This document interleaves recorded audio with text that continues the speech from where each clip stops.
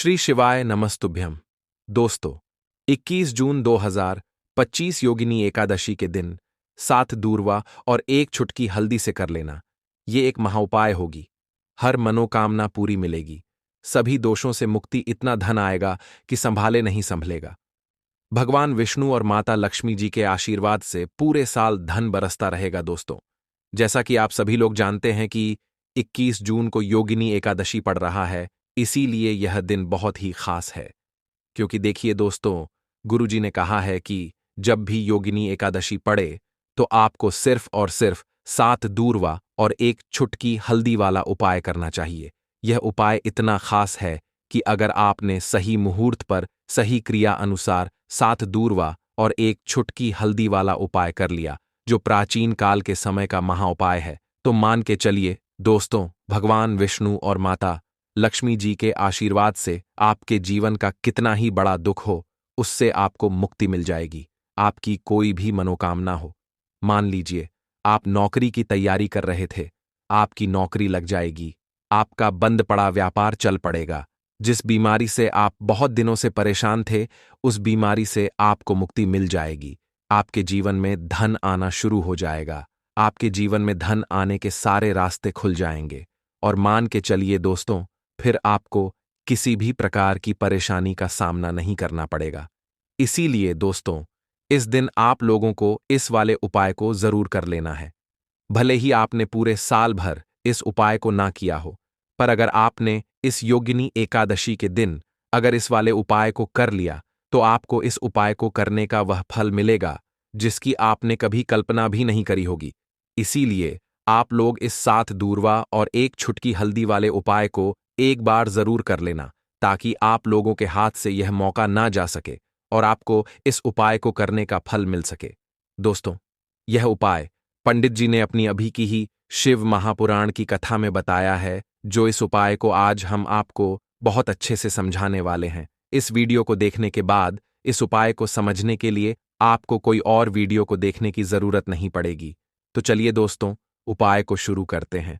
उससे पहले, हे भगवान विष्णु, आपके इस वीडियो को जो भी लाइक और चैनल को सब्सक्राइब करें, उसके जीवन में कभी दुख दर्द मत आने देना।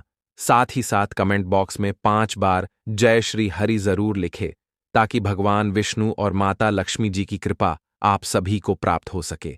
इसी के साथ में आप सभी को बता दूं कि आप लोग वीडियो को पूरा नहीं देखते हो, काट काट कर देखते हो और गलत गलत उपाय को कर लेते हो। तो आपसे निवेदन है कि वीडियो को पूरा जरूर देखें। देखिए दोस्तों, यह योगिनी एकादशी का दिन यह इतना खास होता है, इतना महत्वपूर्ण होता है। देखा गया है, कभी कभी बड़े बड़े पूजा पाठ अनुष्ठान से जो मनोकामना पूर्ण नहीं होते, वह योगिनी एकादशी के दिन एक छोटे से उपाय करने से ही आपकी मनोकामना पूर्ण हो जाती है। और बहुत सारे लोगों ने इस उपाय को किया भी है और उनको इस उपाय को करने का फल भी जरूर मिला है। अगर आप लोग भी इस उपाय को करना चाहते हैं, तो आप इस उपाय को पहले अच्छे से समझ लेना, सुन लेना, उसके बाद करना। आपको इस उपाय का फल जरूर मिलेगा। और इस उपाय को कर लेने से आपके घर में चाहे किसी भी प्रकार की दुख और समस्या क्यों ना चल रही हो, आपको उसका कारण भी नहीं पता है कि भाई ये समस्या किस कारण से चल रही है। उसका कुछ भी कारण हो सकता है, जैसे पितृदोष हो सकता है या किसी भी तरह का मंगल दोष भी हो सकता है। तो इस दिन आप लोगों को यह वाला उपाय कर लेना है। यह एक ऐसा उपाय है जिस उपाय को अगर किसी विशेष दिन पर किया जाए, तो भाई उस विशेष दिन का जो है वह तो हमें मिलता ही मिलता है। पर हमने उस दिन पर इस 7 दूर्वा और एक चुटकी हल्दी वाले उपाय को किया है, तो हमें उससे भी बड़ा फल मिलता है और फल बहुत जल्दी मिलता है, क्योंकि आप इस उपाय को बहुत ही बड़े और विशेष दिन पर कर रहे हो। तो चलिए अब उपाय के बारे में बात करते हैं। लेकिन उससे पहले आप लोगों को यह जानना आवश्यक है कि आखिर यह उपाय किस समय करना है, किसको करना है और कैसे करना है। तो चलिए हम आगे आपको वीडियो में एक एक करके बता देते हैं। तो दोस्तों, इस 7 दूर्वा और एक चुटकी हल्दी वाले उपाय को हमें इस योगिनी एकादशी के दिन कैसे करना है, किसको करना है, किस समय करना है और कहां पर करना है, यह सारे सवालों के जवाब आपको इस वीडियो में मिल जाएंगे। और जो यह वीडियो देखेगा भाई, उसको 7 दूर्वा और एक चुटकी हल्दी वाला उपाय जरूर करना चाहिए, क्योंकि इस दिन शत्रुओं और किसी भी दोष, किसी भी बीमारी से मुक्ति पाने के लिए 7 दूर्वा और एक चुटकी हल्दी का बहुत ही बड़ा और विशेष महत्व होता है। और जब बात आ जाए 7 दूर्वा और एक चुटकी हल्दी की, तो यह सोने पर सुहागा वाली बात हो जाती है और यह एक बहुत ही बड़ा उपाय हो जाता है। अब दोस्तों, इस 7 दूर्वा और एक चुटकी हल्दी वाले उपाय को आखिर करना किसको है? सबसे पहले हम लोग वह बात जान लेते हैं। तो देखो, घर की जो बड़ी माताएं बहनें होती हैं, उन माताओं बहनों में से कोई भी एक बड़ी माता बहन इस वाले उपाय को कर सकती है। और दोस्तों, अगर आप चाहे तो अपने घर में से सभी सदस्यों को भी इस उपाय को करवा सकते हैं। अगर किसी व्यक्ति की खुद की कोई मनोकामना है, खुद की कोई दुख और परेशानी है जो कि वह अपने लिए ही करना चाहता है इस वाले उपाय को, तो वह खुद अपने लिए भी कर सकता है।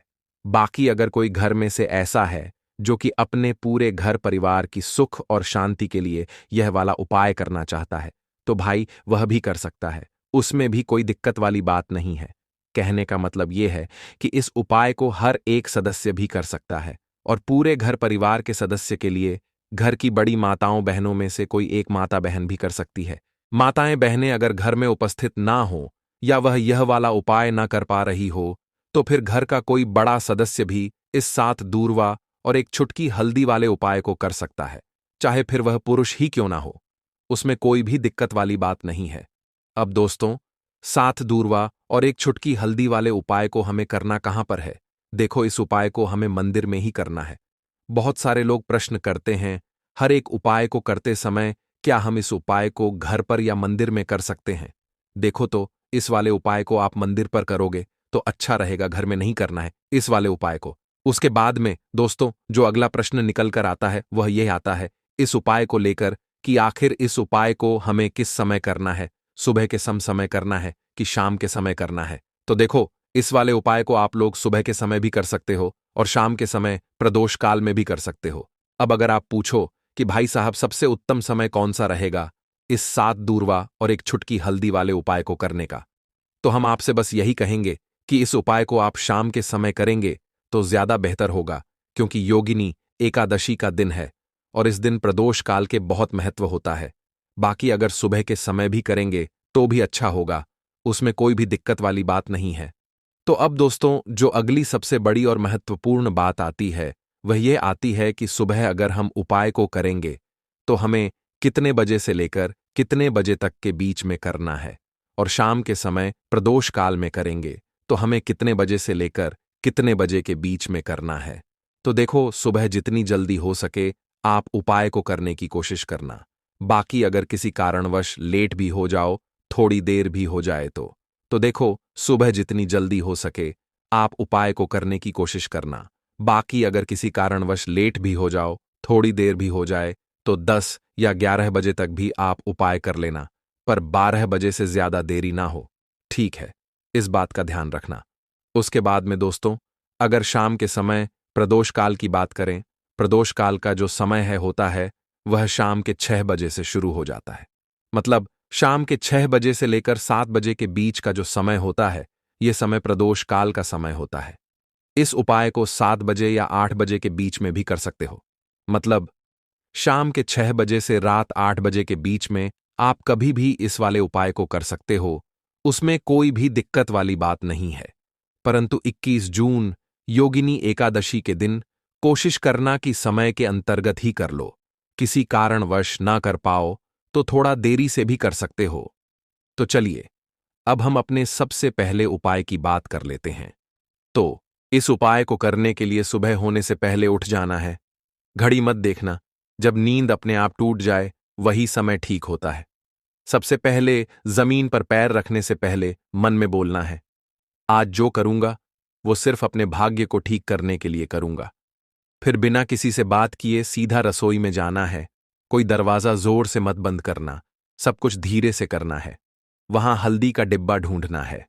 जो सबसे कम इस्तेमाल होता है वही असली होता है। उसमें से बस एक चुटकी निकालनी है, न ज्यादा न कम, जितनी उंगलियों में आए उतनी, उससे ज्यादा नहीं। अब एक कटोरी चाहिए, तांबे की हो तो सबसे अच्छा, पीतल चलेगा, नहीं तो मिट्टी का छोटा सा प्याला भी चलेगा, लेकिन प्लास्टिक नहीं चलेगा। अब उस हल्दी को उस कटोरी में रखना है, बिना किसी मंत्र बिना किसी सोच के, बस हल्दी डालते हुए इतना बोलना है, जो पीला है वो उजाला है। मेरे जीवन में अब यही उजाला चाहिए, और कुछ नहीं। अब एक सफेद कपड़ा ले लो, रुमाल हो या धोती का किनारा, साफ हो, बस इतना जरूरी है। अब चुपचाप घर से बाहर निकल जाना है। किसी से पूछना नहीं, बताना नहीं। सीधे उस जगह जाना है जहां घास उगती हो। कोई मंदिर का पिछवाड़ा, कोई खाली मैदान, कोई तुलसी के पास की मिट्टी, कहीं भी जहां जमीन ने दूर्वा को जन्म दिया हो। अब जमीन पर बैठना नहीं है, बस खड़े खड़े झुककर देखना है, और धीरे धीरे दूर्वा तोड़नी है। पूरी की पूरी नहीं, बस ऊपर की 3 पत्तियों वाली शाखा। एक नहीं, 2 नहीं, पूरे 21 तोड़नी है।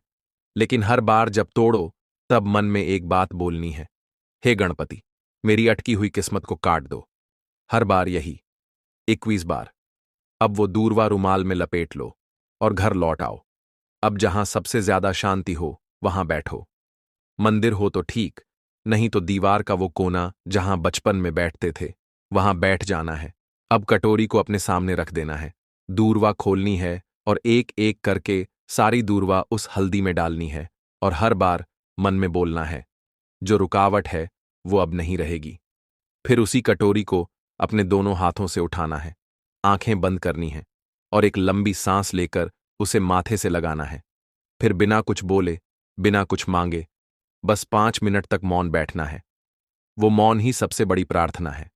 अब उसी कटोरी में थोड़ा सा शुद्ध जल डालना है।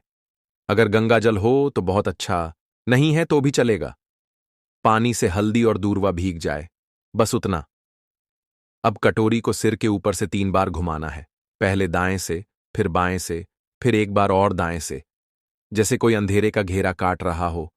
और फिर उस कटोरी को लेकर चुपचाप घर से बाहर जाना है, किसी पुराने पीपल के पेड़ के नीचे या किसी बहते पानी में, नदी में, वहां जाकर वो हल्दी और दूर्वा बहा देनी है। लेकिन ध्यान रखना, पीछे मुड़कर नहीं देखना है।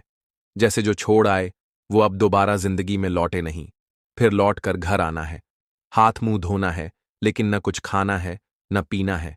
कम से कम दोपहर तक कुछ नहीं, सिर्फ मौन रहना है, और मन में एक बात टिकाए रखना है, अब जो होगा वो मेरे लिए सही होगा। यही उपाय है, यही टोटका है, और यही भरोसा है। इसे किसी को बताना नहीं है, किसी से चर्चा नहीं करनी है। और किसी दिन अचानक जब कोई बंद दरवाजा अपने आप खुल जाए, तो समझ लेना हल्दी और दूर्वा ने अपना काम कर दिया है। अब जब उपाय पूरा हो गया, जब तुमने चुपचाप हल्दी उठाई, दूर्वा तोड़ी, मंत्र नहीं बोला लेकिन प्रार्थना की, तो समझो कि अब काम उस स्तर पर शुरू हुआ है जहां शब्द नहीं पहुंचते, जहां इंसान की समझ रुक जाती है, और जहां से किस्मत की चाल चलती है। मगर दिक्कत यह है कि आजकल इंसान इतना शोर सुनता है कि जब जीवन में कोई बदलाव चुपचाप आता है तो वो उसे पहचान ही नहीं पाता। इसलिए जरूरी है ये जानना कि उस उपाय ने असर करना शुरू किया है या नहीं, और अगर हां तो कैसे। सबसे पहला संकेत, मन की हल्कापन। कोई बड़ी बात नहीं होती, बस एक सुबह उठते हो और बिना वजह मन हल्का महसूस करता है। न कोई बड़ी खुशखबरी मिली होती है, न कोई पैसा वापस आया होता है, लेकिन भीतर से लगता है कि जैसे कुछ हट गया है। कोई बोझ, कोई डर, कोई घबराहट जो महीनों से थी, आज नहीं है। यही पहला संकेत है कि उस हल्दी ने अपना रंग फैलाना शुरू कर दिया है, और दूर्वा ने जो बांधा था उसे काटना शुरू कर दिया है। दूसरा संकेत, वो लोग जो आपको नीचा दिखाते थे अचानक चुप हो जाते हैं। वो जो रोज ताना मारते थे, वो जो आपको नजरअंदाज करते थे, वो जो आपके रास्ते में दीवार बनते थे, अचानक जैसे किसी अदृश्य ताकत ने उनकी जुबान बांध दी हो। वो सामने होते हुए भी आपसे कुछ नहीं कह पाते, और जब आप जाते हो तो उनके चेहरे पर एक झिझक होती है, जैसे वो जानते हों कि अब आप वही नहीं रहे। यह दूर्वा का काम है, जो रुकावटें बिना आवाज के काट देती है। तीसरा संकेत, रुका हुआ पैसा, अटका हुआ काम अचानक बिना कोशिश के हल हो जाता है। जैसे किसी ने फाइल को धकेल दिया हो, जैसे कोई केस जो सालों से रुका था उसमें तारीख लग जाए, या बैंक का वो चेक जो बार बार लौटता था अब पास हो जाए। आप खुद सोचोगे, मैंने तो कुछ नहीं किया, फिर ये कैसे हो गया? और वहीं आपको याद आएगा, मैंने कुछ किया था, पर मौन में। चौथा संकेत, सपनों में कुछ दिखने लगता है। ये बात बहुत लोग नजरअंदाज कर देते हैं, लेकिन असर का असली रास्ता सपनों से होकर भी निकलता है। कोई पुराना बुजुर्ग दिखे जो चुपचाप खड़ा हो, कोई मंदिर दिखे जहां आप अकेले हों, कोई नदी जिसमें आप नहा रहे हों, या कोई पेड़ जिसके नीचे आप बैठे हो। ये सब संकेत हैं कि आपकी आत्मा उस ऊर्जा से जुड़ चुकी है जो हल्दी और दूरवा के जरिए जागी थी। पांचवा संकेत, बिना बोले लोगों का बर्ताव बदलने लगता है।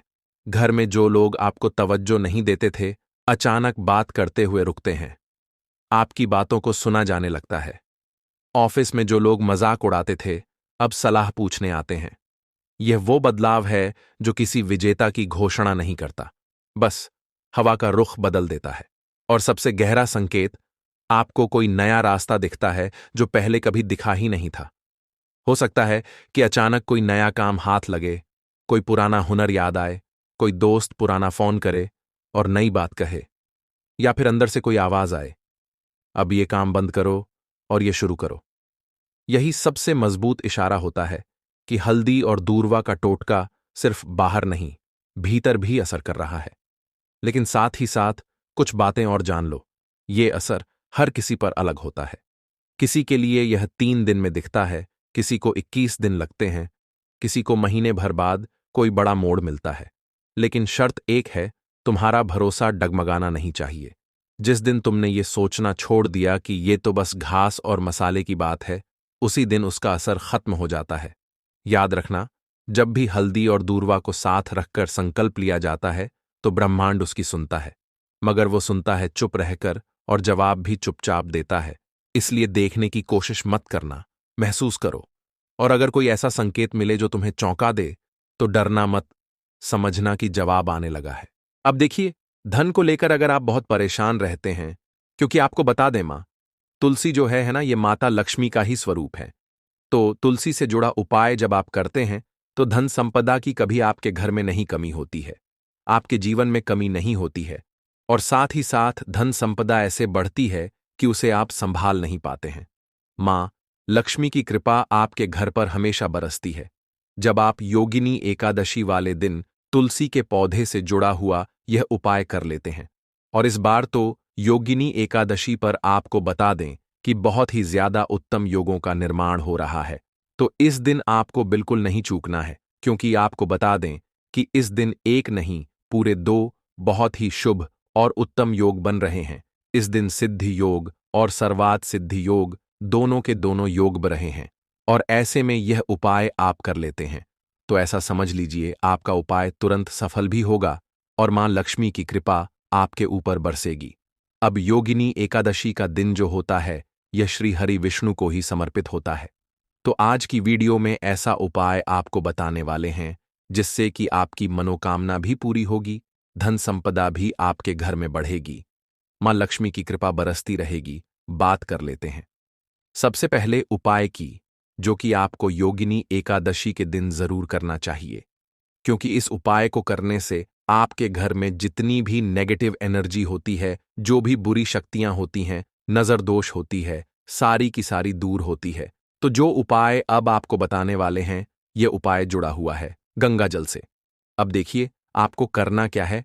आपको सबसे पहले योगिनी एकादशी वाले दिन अपने घर में सुबह के समय में स्नान आदि करने के बाद गंगा जल का छिड़काव करना है। गंगा जल का सबसे पहले आप छिड़काव करेंगे, उसके बाद जब आप स्नान करेंगे, उस जल में आपको क्या करना है, 1 चुटकी पिसी हुई हल्दी डालनी है, और पिसी हुई हल्दी डालकर आपको स्नान करना है। देखिए, अगर आप 1 चुटकी पिसी हुई हल्दी इस दिन डालकर स्नान कर लेते हैं, तो ऐसा समझ लीजिए कि रातों रात आपका भाग्य जो है, यह चमकता चला जाता है, और आपके घर में जितनी भी नेगेटिव ऊर्जा होती है, नकारात्मक शक्तियां होती हैं, वो गंगा जल के छिड़काव से दूर हो जाती हैं। तो योगिनी एकादशी का दिन बहुत ही शुभ और उत्तम है, और इस दिन यह उपाय करने से ऐसा समझ लीजिए, आपको आपके भाग्य का साथ मिलने लगेगा, और आपके भाग्य में जो दुख हैं, कष्ट हैं, वो आपके जीवन से बहुत जल्दी दूर हो जाएंगे, क्योंकि हल्दी जो है, यह आपके गुरु ग्रह को भी मजबूत करती है। साथ ही साथ श्री हरि विष्णु बहुत जल्दी इससे प्रसन्न होते हैं। तो पहले उपाय की बात कर ली, जो कि आपके घर से नेगेटिव ऊर्जा को दूर करेगा, नकारात्मक शक्ति को दूर करेगा, बुरी शक्तियों को दूर करेगा। साथ ही साथ नजर दोष, अगर घर को लगी है, किसी व्यक्ति को लगी है, वो भी दूर हो जाएगी और धन संपदा आपके घर में बढ़ती चली जाती है। जब इस उपाय को आप करते हैं, आपके भाग्य का भी आपको पूरा पूरा साथ मिलता है। अब बात कर लेते हैं अपने दूसरे उपाय की। तुलसी के पौधे में कौन सी वो चीज आपको रखनी है जिसके बाद आपके घर में धन की वर्षा भी होगी और अष्टलक्ष्मी का आपके घर में वास होगा। देखिए, जहां पर श्री हरि विष्णु होते हैं, ना वहीं पर होती हैं धन की देवी माता लक्ष्मी, क्योंकि बिना श्री हरि विष्णु के मां लक्ष्मी कहीं नहीं जाती है। जहां श्री हरि विष्णु, वहां पर लक्ष्मी हमेशा वास करती हैं। अब आपको बता दें कि जो श्री हरि विष्णु है, इन्हें तुलसी मैया बहुत प्रिय हैं, और तुलसी मैया से जुड़ा हुआ कोई भी उपाय आप करते हैं तो ऐसा समझ लीजिए कि तुरंत के तुरंत आपसे श्री हरि विष्णु प्रसन्न हो जाते हैं और आपके जीवन के कष्टों को, दुखों को दूर करते हैं, और आपके घर में सुख समृद्धि भी बढ़ती है और धन की वृद्धि भी होती है।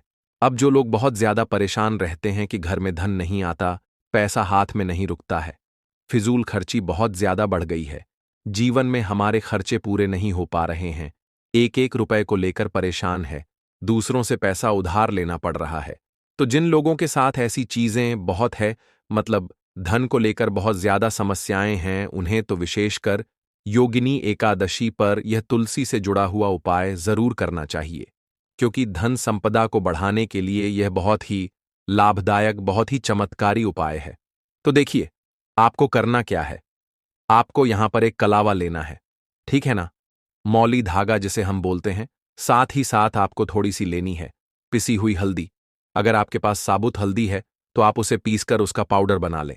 अब उस हल्दी का आपको थोड़ा सा घोल बना लेना है, पानी डालकर, और कलावा आपको थोड़ा सा उसी हल्दी वाले, जो हल्दी का आपने पेस्ट बनाया है ना, गाढ़ा गाढ़ा घोल, उसी के अंदर आपको उस मौली धागे को, उस कलावा को अच्छे से हल्दी में लपेट देना है। हल्दी को अच्छे से उस कलावा के ऊपर आपको लगा देना है। अब आप क्या करेंगे कि इसके अंदर जो कलावा आपने लिया है, 3 गांठें आपको लगानी है। तीनों गांठों पर आपको बोलना है, जय जय माता लक्ष्मी, जय श्री हरि विष्णु, जय माता लक्ष्मी, जय श्री हरि विष्णु। और अगर आप मंत्र बोल पाते हैं तो बहुत ही ज्यादा उत्तम है। मंत्र आप यहां पर ध्यान से सुन लें। ओम नमो भगवते वासुदेवाय नमः, ओम नमो भगवते वासुदेवाय नमः, ओम नमो भगवते वासुदेवाय नमः। इस तरह से 3 बार बोलना है और 3 गांठ लगानी है। हर गांठ पर आपको मंत्र बोलना है, वरना जय श्री हरि विष्णु, जय माता लक्ष्मी बोलना है। अब आपको क्या करना है, ये जो आपने मौली भागा लिया है, कलावा जो लिया है, ये आपको तुलसी जी के पौधे पर बांधना है। देखिए, ये उपाय सुबह के समय करेंगे, शाम के समय आपको यह उपाय नहीं करना है, लेकिन शाम के समय में तुलसी जी के पौधे के पास दीपक आपको जरूर लगाना है। देखिए, तुलसी मैया के पास जब भी आप दीपक लगाते हैं और इस तरह से यह मौली धागा बांध देते हैं जिसमें कि आपने हल्दी लगाई है, धन संपदा आपके घर में बढ़ती चली जाती है और धन की जितनी भी समस्याएं हैं वो आपके घर से, आपके जीवन से दूर हो जाती हैं, और जो आपके भाग्य में दुख कष्ट लिखे हैं न, वो भी दूर होते हैं। क्योंकि हल्दी, देखिए, सबसे पहले आपको बता दें कि आपके गुरु ग्रह को मजबूत कर देगी, और आपकी कुंडली में आपका गुरु ही ग्रह होता है जो आपको सब कुछ देता है, अधिक से अधिक पैसा देता है, अच्छी से अच्छा जीवन, लाइफ, सब कुछ आपको आपके गुरु ग्रह से मिलता है। और हल्दी का कोई भी उपाय जब आप करते हैं तो कुंडली में गुरु बहुत मजबूत हो जाता है। तो देखिए, जब आप इस उपाय को करेंगे ना, हल्दी वाला कलावा, जब तुलसी मैया के पौधे पर बांधकर आप मान तुलसी से प्रार्थना कर लेंगे, श्री हरि विष्णु का ध्यान कर लेंगे, तो विश्वास मानिए, आपके जीवन के कष्टों को दूर करने श्री हरि विष्णु और मां लक्ष्मी जरूर आएंगी और आपके घर में धन के भंडार भर जाएंगे। धन संपदा आपके घर में बढ़ती चली जाएगी। पूरे विश्वास से किया गया कोई भी उपाय कभी भी निष्फल नहीं होता है। भगवान आपकी जो भी मनोकामना होती है ना, उसे जरूर पूरा करते हैं। तो कोई भी आपकी अगर इच्छा है, विश है, कोई भी ऐसी मनोकामना जो लंबे समय से अटकी हुई है, आप मां तुलसी से कह दें और फिर देखें, मां तुलसी जो है ना, ये आपकी मनोकामना श्री हरि विष्णु से कह देंगी, और फिर श्री हरि विष्णु आपकी कोई भी मनोकामना हो उसे पूरा जरूर करेंगे, क्योंकि मां तुलसी की कोई भी बात श्री हरि विष्णु कभी नहीं टालते हैं। तो बहुत ही उत्तम सा यह उपाय है, बहुत ही चमत्कारी है, और इस बार तो योगिनी एकादशी पर बहुत ही उत्तम और शुभ योग बना है, तो आप ये उपाय जरूर करें। तो बात कर लेते हैं अपने लास्ट उपाय की, जो कि तुलसी मैया से ही जुड़ा हुआ है। देखिए, आप इस दिन क्या करें कि तुलसी के गमले की थोड़ी सी मिट्टी ले लें, है ना? क्योंकि उसमें होता है समस्त तीर्थों का वास। तुलसी का पौधा जिस गमले में लगा है, वहां से थोड़ी सी मिट्टी ले लें, थोड़ा सा जल उसके अंदर डालेंगे और इसका तिलक आपको अपने मस्तक पर लगाना है। अब घर में जितने भी सदस्य हैं ना, सभी के मस्तक पर आपको यह तिलक लगाना चाहिए। देखिए, जो तुलसी की मिट्टी होती है ना, इसका तिलक जब आप लगाते हैं, आपके जीवन के जितने भी दुख हैं, कष्ट हैं, जो बार बार जीवन में समस्याएं आ रही हैं, काम नहीं चल रहा है, व्यापार नहीं चल रहा है, क्योंकि बहुत बार जब व्यक्ति को उसके भाग्य का साथ नहीं मिलता है, उसके जीवन में कष्ट और दुख लिखे होते हैं, तो बहुत मेहनत करने के बाद भी असफलता ही मिलती है। और इस उपाय को करने से ऐसा समझ लीजिए कि आपके जीवन के कष्ट दुख जो हैं, वो बहुत जल्दी दूर होते हैं। जितने भी कार्य होते हैं, वो बहुत आसानी से होते हैं, उनमें कोई अड़चन नहीं आती है। देखिए, जितना पुण्य आपको बहुत सारी पूजा पाठ करके, पवित्र नदियों में स्नान करके मिलता है, उतना पुण्य तो आपको अपने घर पर ही मिल जाता है। बैठे बिठाए जब आप तुलसी के गमले की मिट्टी का तिलक कर लेते हैं, बस पूरी सच्ची श्रद्धा से उपाय करेंगे तो सफल जरूर होगा। और अपने भक्तों पर दोनों हाथों से आशीर्वाद बरसाते हैं। एक मान्यता यह भी है कि होली के दिन जो सूर्य होता है, वह बाकी दिनों की तुलना में अधिक तेजस्वी होता है, क्योंकि इस बार चैत्र माह में सूर्य ग्रहण पड़ने जा रहा है, जिससे योगिनी एकादशी का महत्व और भी बढ़ गया है। इस दिन भगवान श्री हरि विष्णु, माता लक्ष्मी और सूर्य देवता की पूजा की जाती है। महिलाएं भी इस दिन व्रत रखती हैं। दोस्तों, अगर आप नहीं जानते तो बता दें कि जिसकी कुंडली में चंद्र ग्रह की स्थिति अच्छी होती है, उसका भाग्य हमेशा उसका साथ देता है। ऐसा व्यक्ति जिस भी काम में हाथ डालता है, उसमें सफलता पाता है। इसी कारण योगिनी एकादशी को हमारे धर्म में बहुत ही खास और शुभ तिथि माना गया है। आपको यह भी जानकर हैरानी होगी कि इस बार योगिनी एकादशी के दिन 52 तरह के शुभ योग बन रहे हैं। कई वर्षों बाद सूर्य का प्रकाश इतना प्रबल होगा जितना शायद पहले कभी नहीं हुआ, क्योंकि इस बार चैत्र माह का पहला सूर्य ग्रहण पड़ रहा है। लगभग 130 वर्षों बाद यह दुर्लभ संयोग बन रहा है। इस दिन लक्ष्मी योग, ग्रह योग, नक्षत्र योग और अमृत सिद्धि योग जैसे शुभ योग बन रहे हैं। योगिनी एकादशी के दिन व्रत रखना चाहिए। इस दिन भगवान श्री हरि विष्णु और माता लक्ष्मी का विशेष आशीर्वाद मिलता है। एकादशी के दिन ब्रह्म मुहूर्त में देर तक सोना और पवित्र नदी में स्नान न करना ठीक नहीं माना जाता। पूरे दिन व्रत करने का विशेष महत्व है। वैसे तो योगिनी एकादशी के दिन स्नान और पूजा का विशेष महत्व है, लेकिन अगर आप तंत्र शास्त्र और ज्योतिष शास्त्र के अनुसार एक खास गाय से जुड़ा उपाय विधिपूर्वक कर लेते हैं, तो आपको भगवान विष्णु और माता लक्ष्मी की सीधी कृपा प्राप्त होती है। इस उपाय के बाद आपके नवग्रह भी आपका साथ देने लगते हैं। आपकी कुंडली में राहु केतु की दशा भी सुधर जाती है, क्योंकि किसी भी व्यक्ति के जीवन में राहु और केतु ग्रहों का असर श्री हरि विष्णु के आशीर्वाद से नियंत्रित होता है। इस उपाय को करने के बाद आपके जीवन में धन की आवक बढ़ने लगेगी। आपके पास जो भी धन आएगा, उसमें निरंतर वृद्धि होती रहेगी और आर्थिक तंगी या परेशानी हमेशा के लिए खत्म हो जाएगी।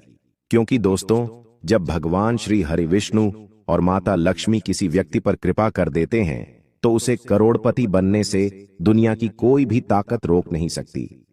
अब आप सोच रहे होंगे कि ऐसा कौन सा खास उपाय है या गाय को ऐसा क्या खिलाना है जिससे भगवान विष्णु और माता लक्ष्मी प्रसन्न हो जाएं। तो दोस्तों, आपने खुद देखा होगा कि जब भी आपके घर में दिवाली, धनतेरस या एकादशी की पूजा होती है, तो आपके घर वाले गौ माता की पूजा जरूर करते हैं। साथ ही गौ माता को भोग के रूप में कुछ न कुछ जरूर खिलाते हैं, चाहे कम हो या ज्यादा, पर 2 पूरी तो अवश्य दी जाती है। तो इस बार भी आपको यही उपाय 25 मार्च योगिनी एकादशी के दिन करना है। साथ ही सूर्य देव को भी अर्घ्य देना है और पूरी विधि विधान से पूजा करनी है, क्योंकि इस वीडियो में हम आपको गौ माता से जुड़ा एक ऐसा खास उपाय बताने वाले हैं, जिसे करने से आपके जीवन के सारे दुख, तकलीफें, रुकावटें दूर हो जाएंगी। जो भी बाधाएं आपकी सफलता के रास्ते में हैं, वो भी खत्म हो जाएंगी। यूं कहें कि आपके जीवन में अपार धन संपत्ति का आगमन होगा और कभी भी धन संबंधी कोई परेशानी नहीं रहेगी। आपकी किस्मत प्रबल होगी और आप धन अर्जित करने के योग्य बनेंगे। आपके घर में अन्न, धन और वस्त्रों की कभी कमी नहीं होगी। साथ ही आपको बता दें कि इस होली भगवान श्री हरि विष्णु के साथ साथ हनुमान जी, मंगल देव और भगवान शनिदेव की पूजा भी अवश्य करनी चाहिए।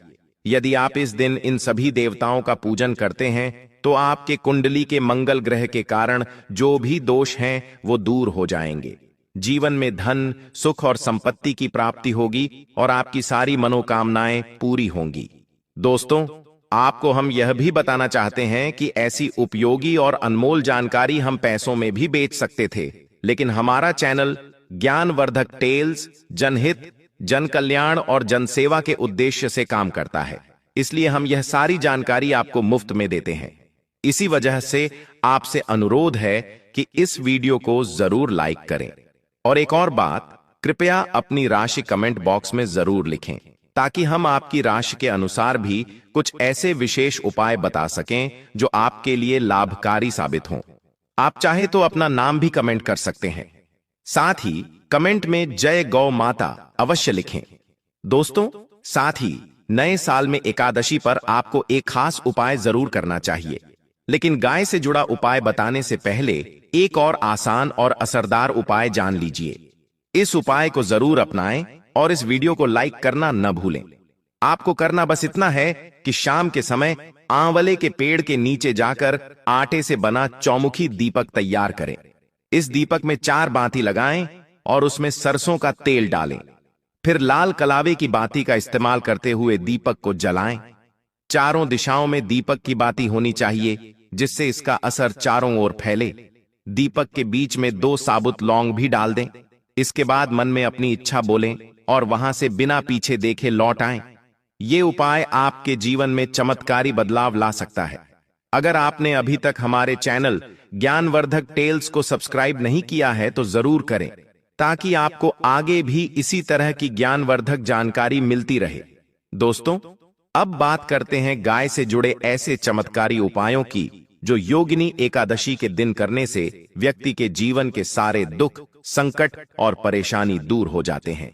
ऐसा माना जाता है कि जो भी ये उपाय करता है उसकी 7 पीढ़ियों तक कभी भी बैंक बैलेंस, धन या संपत्ति की कमी नहीं होती और जीवन में सभी तरह की सुख सुविधाएं बनी रहती हैं।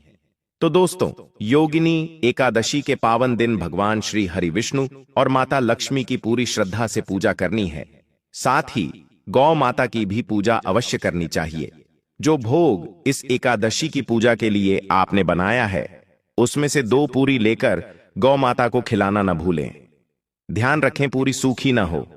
पूरी के ऊपर कोई मिठाई, सब्जी या हलवा जरूर रखें और वही गौ माता को अर्पित करें। इससे आपको विशेष पुण्य मिलेगा। साथ ही हर शुभ काम में गौ माता या उनसे जुड़ी चीजें जैसे गाय का गोबर, गोमूत्र, दूध या गाय के दूध से बना घी जरूर इस्तेमाल करें। इससे आपको पुण्य तो मिलेगा ही, साथ ही आपके घर का हर वास्तु दोष भी खुद ब खुद समाप्त हो जाएगा।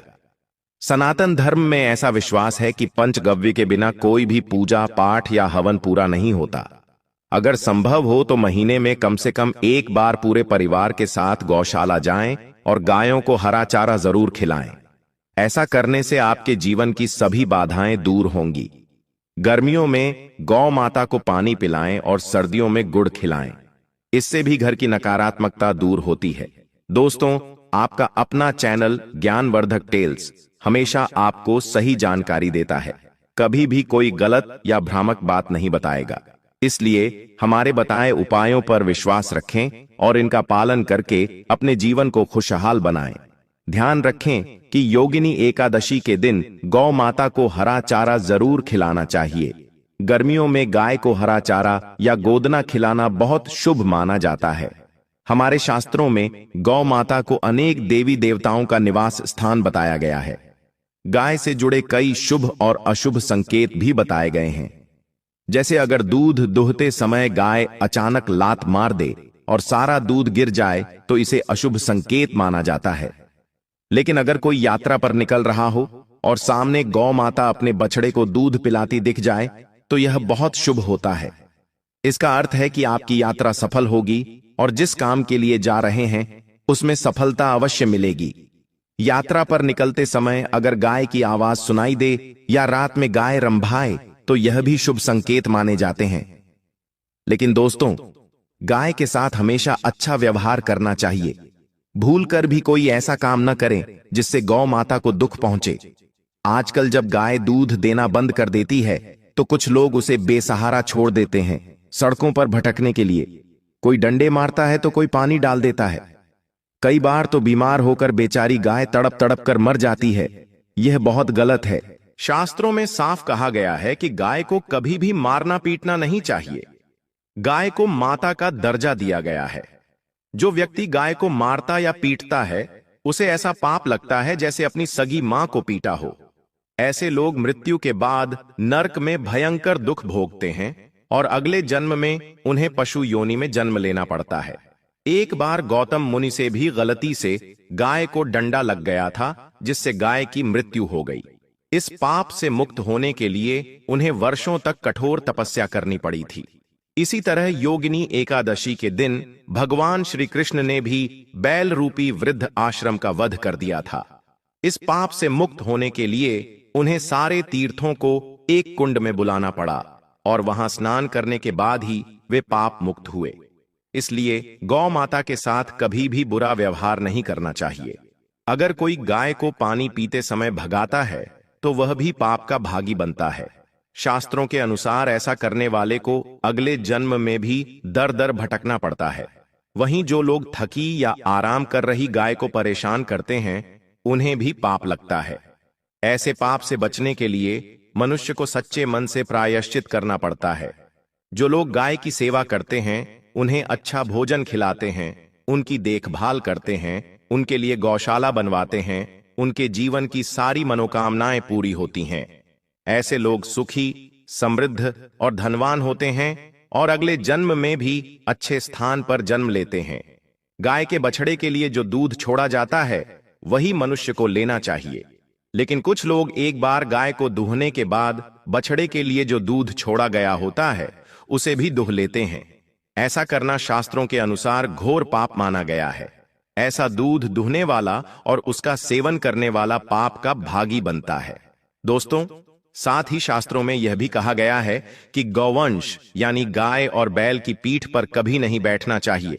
ऐसा करने से महापाप लगता है और ऐसे व्यक्ति को मृत्यु के बाद नरक की यातना सहनी पड़ती है। गौवंश को देवताओं का अंश माना गया है क्योंकि नंदी स्वयं भगवान महादेव के वाहन बने थे और उन्होंने अपनी इच्छा से यह सेवा स्वीकार की थी। इसके अलावा शास्त्रों में गाय के दान को भी बहुत महत्व दिया गया है। लेकिन ध्यान रखें, बूढ़ी या बीमार गाय का दान करना उचित नहीं माना गया है। कठोपनिषद में नचिकेता की कथा भी इसी बात का उदाहरण है, जहां उसने अपने पिता द्वारा बूढ़ी गायों के दान पर आपत्ति जताई थी। जो व्यक्ति बछड़े वाली, स्वस्थ और दूध देने वाली गाय का दान करता है वह महान पुण्य प्राप्त कर स्वर्ग को जाता है। दोस्तों, अगर कुंडली में सूर्य, चंद्र, मंगल या शुक्र ग्रह राहु से ग्रस्त हों तो पितृदोष माना जाता है। सूर्य पिता का कारक है और मंगल रक्त का। यदि सूर्य या मंगल राहु, केतु या शनि से प्रभावित हों तो जीवन में संघर्ष बढ़ता है। इस पितृदोष से मुक्ति के लिए गाय को प्रतिदिन या किसी भी एकादशी के दिन रोटी, गुड़ या हरा चारा खिलाना बहुत लाभकारी होता है। साथ ही हर शुभ काम में गौमाता या उनसे जुड़ी चीजें जैसे गोबर, गोमूत्र, दूध या घी का उपयोग अवश्य करना चाहिए। इससे घर में पुण्य और सकारात्मक ऊर्जा बनी रहती है। सनातन परंपरा के अनुसार जिस घर में गाय होती है वहां के वास्तु दोष स्वतः समाप्त हो जाते हैं। गाय के पीठ पर जो कूबड़ होता है वह बृहस्पति ग्रह का प्रतीक है। अगर कुंडली में बृहस्पति नीच राशि मकर में हो या अशुभ दशा में जा रहा हो और सामने गौ माता दिख जाए तो उन्हें दाहिनी ओर से निकलने देना चाहिए। ऐसा करने से आपकी यात्रा अवश्य सफल होती है। इसके अलावा यदि यात्रा के समय गाय सामने दिख जाए या बछड़े को दूध पिलाती हुई दिखाई दे तो यह भी शुभ संकेत होता है। इसका मतलब है कि आपकी यात्रा फलदायी होगी। जिस घर में गाय रहती है वहां के सभी वास्तु दोष स्वतः शांत हो जाते हैं। आप भी रोज ताजा रोटी बनाएं और कोशिश करें कि वह रोटी तुरंत गौ माता को खिलाएं। इससे पुण्य मिलता है और घर में सुख शांति बनी रहती है। अगर आप उस रोटी को बनाकर रख देंगे और अगले दिन गाय को खिलाएंगे तो वह रोटी बासी मानी जाएगी। गाय को कभी भी बासी रोटी नहीं खिलानी चाहिए। इससे घर में नकारात्मक ऊर्जा का वास होता है और आपके कामों में रुकावटें आती हैं। ऐसे घर में दुख और परेशानी का वास बना रहता है और जिस काम में हाथ डालेंगे उसमें असफलता ही मिलेगी। इसलिए कोशिश करें कि रोजाना ताजी रोटी बनाकर ही गौ माता को खिलाएं। गाय को सड़ी गली चीजें भी नहीं खिलानी चाहिए। कई लोग सड़े फल सब्जियां या खराब खाना गाय को दे देते हैं, जो शास्त्रों के अनुसार पाप है। इससे आपके जीवन में भी परेशानियां बढ़ सकती हैं। साथ ही अगर आप आटे की 11 लोइयां बनाकर उन पर हल्दी लगाकर गाय को खिलाते हैं तो आपके सभी काम बनने लगेंगे। ऐसा करने से जीवन की सभी परेशानियां खत्म होती हैं और सुख समृद्धि आती है। गाय को रोटी देने से पहले उसके चरणों को छूकर प्रणाम करें। दोस्तों, अगर आप चाहें तो 7 बार गाय की परिक्रमा भी कर सकते हैं। इससे भी आपके सभी कष्ट दूर हो जाते हैं। जब भी गाय को रोटी दें तो रोटी पर हल्दी, घी या मिश्री जरूर लगाएं। गाय को कभी भी सूखी रोटी नहीं